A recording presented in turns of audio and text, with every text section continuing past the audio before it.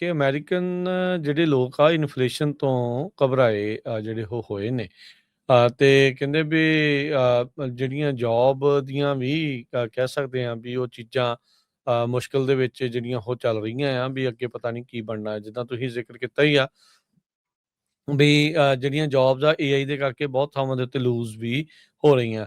ਪਰ ਜੇ ਓਵਰਆਲ ਦੇਖਿਆ ਜਾਵੇ ਹਰਜੋਤ ਸਿੰਘ ਜੀ, ਏਆਈ ਨੇ ਜੌਬਸ ਕ੍ਰੀਏਟ ਵੀ ਬਹੁਤ ਜ਼ਿਆਦਾ ਜਿਹੜੀਆਂ ਉਹ ਨਾਲ ਦੇ ਨਾਲ ਕਰਨੀਆਂ ਆ। ਸੋ ਉਹਦੇ ਵਿੱਚ ਤਾਂ ਆਪਾਂ ਸਾਰਿਆਂ ਨੂੰ ਇਹੀ ਮੇਕ ਸ਼ੋਰ ਹਰਜੋਤ ਸਿੰਘ ਜੀ ਕਰਨਾ ਪੈਣਾ ਆ ਵੀ ਕੁਛ ਨਾ ਕੁਛ ਏਆਈ ਨੂੰ ਕਿੱਦਾਂ ਵਰਤਣਾ ਹੈ ਆਪਣੀ ਜੌਬ ਦੇ ਵਿੱਚ, ਉਸ ਦੀ ਸਿੱਖਿਆ ਲਈ ਜਾਵੇ ਤੇ ਉਸ ਨੂੰ ਜਿਹੜਾ ਆ ਫਿਰ ਤੁਸੀਂ ਠੀਕ ਕਰਕੇ ਅੱਗੇ ਜਿਹੜਾ ਆ ਉਹ ਲੈ ਕੇ ਜਾਓ, ਤਾਂ ਜੋ ਤੁਹਾਡੀ ਜਿਹੜੀ ਜ਼ਰੂਰਤ ਆ ਉਹ ਕੰਪਨੀਆਂ ਨੂੰ ਇਸੇ ਤਰੀਕੇ ਦੇ ਨਾਲ ਬਣੀ ਰਵੇ।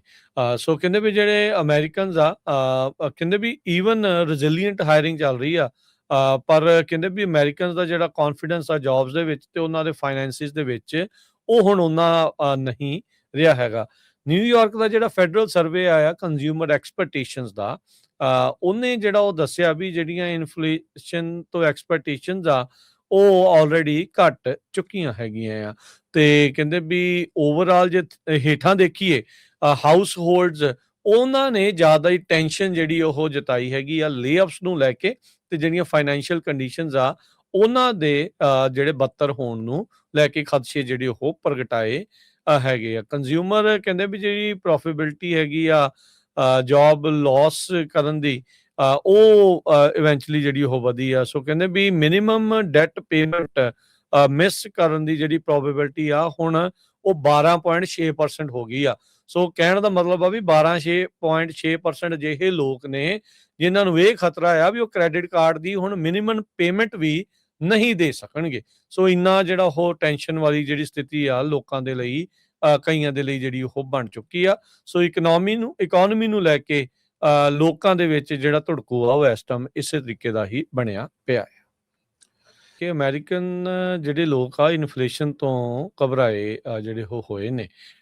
ਤੇ ਕਹਿੰਦੇ ਵੀ ਜਿਹੜੀਆਂ ਜੌਬ ਦੀਆਂ ਵੀ ਕਹਿ ਸਕਦੇ ਹਾਂ ਵੀ ਉਹ ਚੀਜ਼ਾਂ ਮੁਸ਼ਕਿਲ ਦੇ ਵਿੱਚ ਜਿਹੜੀਆਂ ਉਹ ਚੱਲ ਰਹੀਆਂ ਆ ਵੀ ਅੱਗੇ ਪਤਾ ਨਹੀਂ ਕੀ ਬਣਨਾ ਹੈ। ਜਿੱਦਾਂ ਤੁਸੀਂ ਜ਼ਿਕਰ ਕੀਤਾ ਹੀ ਆ ਵੀ ਜਿਹੜੀਆਂ ਜੌਬਸ ਆ ਏਆਈ ਦੇ ਕਰਕੇ ਬਹੁਤ ਥਾਵਾਂ ਦੇ ਉੱਤੇ ਲੂਜ਼ ਵੀ ਹੋ ਰਹੀਆਂ।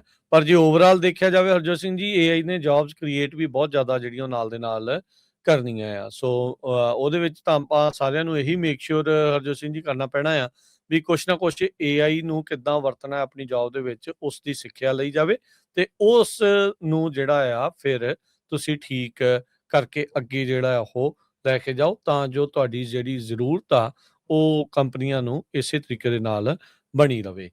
ਸੋ ਕਹਿੰਦੇ ਵੀ ਜਿਹੜੇ ਅਮਰੀਕਨਸ ਆ ਕਹਿੰਦੇ ਵੀ ਈਵਨ ਰੈਜ਼ਿਲੀਐਂਟ ਹਾਇਰਿੰਗ ਚੱਲ ਰਹੀ ਆ। ਪਰ ਕਹਿੰਦੇ ਵੀ ਅਮਰੀਕਨਸ ਦਾ ਜਿਹੜਾ ਕੌਨਫੀਡੈਂਸ ਆ ਜੌਬਸ ਦੇ ਵਿੱਚ ਤੇ ਉਹਨਾਂ ਦੇ ਫਾਈਨੈਂਸਿਸ ਦੇ ਵਿੱਚ, ਉਹ ਹੁਣ ਉਹਨਾਂ ਨਹੀਂ ਰਿਹਾ ਹੈਗਾ। ਨਿਊਯਾਰਕ ਦਾ ਜਿਹੜਾ ਫੈਡਰਲ ਸਰਵੇ ਆਇਆ ਕੰਜ਼ਿਊਮਰ ਐਕਸਪੈਕਟੇਸ਼ਨਸ ਦਾ, ਉਹਨੇ ਜਿਹੜਾ ਉਹ ਦੱਸਿਆ ਵੀ ਜਿਹੜੀਆਂ ਇਨਫਲੇਸ਼ਨ ਤੋਂ ਐਕਸਪੈਕਟੇਸ਼ਨਸ ਆ ਉਹ ਆਲਰੇਡੀ ਘਟ ਚੁੱਕੀਆਂ ਹੈਗੀਆਂ ਆ।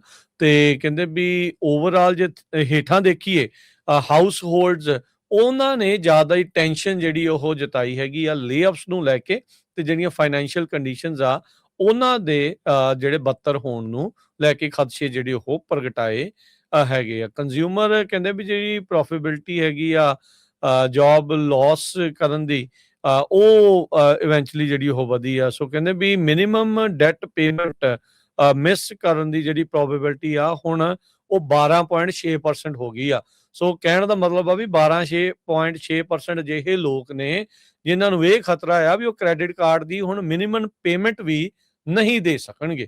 ਸੋ ਇੰਨਾ ਜਿਹੜਾ ਉਹ ਟੈਨਸ਼ਨ ਵਾਲੀ ਜਿਹੜੀ ਸਥਿਤੀ ਆ ਲੋਕਾਂ ਦੇ ਲਈ, ਕਈਆਂ ਦੇ ਲਈ ਜਿਹੜੀ ਉਹ ਬਣ ਚੁੱਕੀ ਆ। ਸੋ ਇਕਨੋਮੀ ਨੂੰ ਲੈ ਕੇ ਲੋਕਾਂ ਦੇ ਵਿੱਚ ਜਿਹੜਾ ਧੜਕੂ ਆ ਉਹ ਇਸ ਟਾਈਮ ਇਸੇ ਤਰੀਕੇ ਦਾ ਹੀ ਬਣਿਆ ਪਿਆ ਹੈ।